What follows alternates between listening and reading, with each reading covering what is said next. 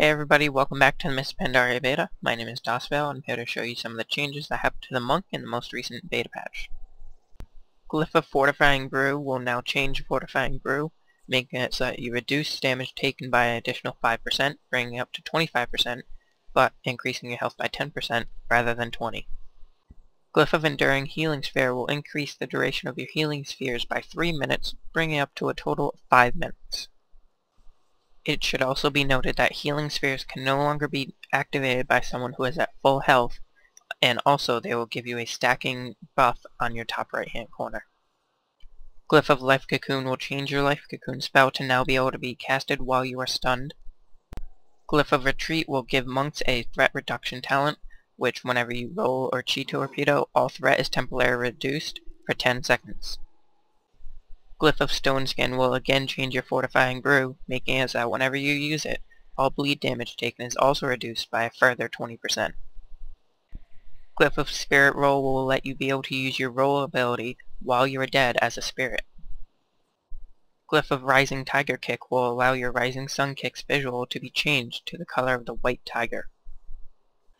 Along with the changes to glyphs, there are also some changes to our talents. Celerity is one of the first talents that you can take, and before it only reduced the cooldown on your roll and chi torpedo, but now it also increases the number of charges you have on it, increasing it to 3. Charging Ox Wave was changed also. It keeps its 1 minute cooldown, 40 yard range, but loses its chi cost and also its knockback. Before, Chi Wave had the requirement of being in Serpent stance, and they removed that, and now it can be used in any stance. Finally, Rushing Jade Wind was the last talent that was changed. It was changed that for the 8 seconds after you use Rushing Jade Wind, you now move at 100% movement speed instead of 200% movement speed while using Spinning Crane Kick. To also go over some changes to the Windwalker spec, and also notice that there are some changes to different spells. Expel Harm now has a new icon, Fist of Fury now has a new icon, along with Transcendence. A reworked spell for baseline abilities is Path of Blossoms, where now the spell will last for 10 seconds after it's casted, compared to 6 seconds, sorry.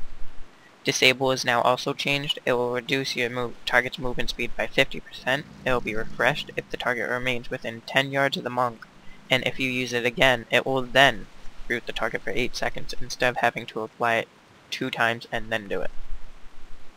As you see this buff up there, that is from Tiger Eye Brew. Every 4 chi you use as a Windwalker monk, you'll get a stack of this.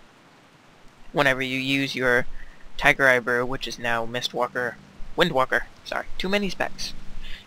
Windwalker only, it has a 1 second cooldown because you can use it on however many stacks you want. It'll increase your damage done by 2% per stack, which means at 10 you'll get a 20% damage increase, which is pretty much our version of wings. Also, Fist of Fury, its cooldown has been reduced to 25 seconds.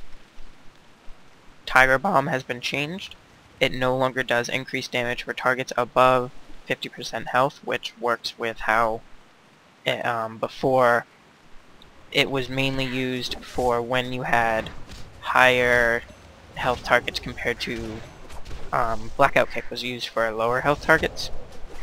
Well, now it makes it so that you ignore a certain amount of your attacks, will ignore enemy armor, stacking up to 3 times, reaching a max at 15% ignored armor. So that will also stack with your Rising Sun Kick, so you'll be able to give your targets 10% increased damage taken from Rising Sun Kick, and then ignore 15% of their armor through that, which it should stack along with other armor reducing techniques such as can't remember what it's called for any of the other classes, so I apologize. That is all for the Windwalker spec.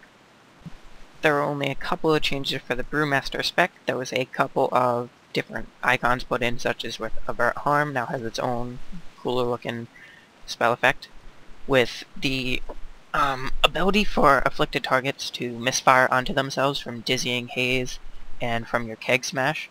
The tooltip's been updated, and it used to only say it would do about 1000 damage. Now it'll make them give themselves about 12.8k damage, which that's with still pretty much just pre-made gear, so that might scale with gear, so you could see a higher number at 90. Fortifying Brew was changed specifically for the Brewmaster spec. When you use it, you'll also increase the amount of amount of damage you will stagger by another 20%.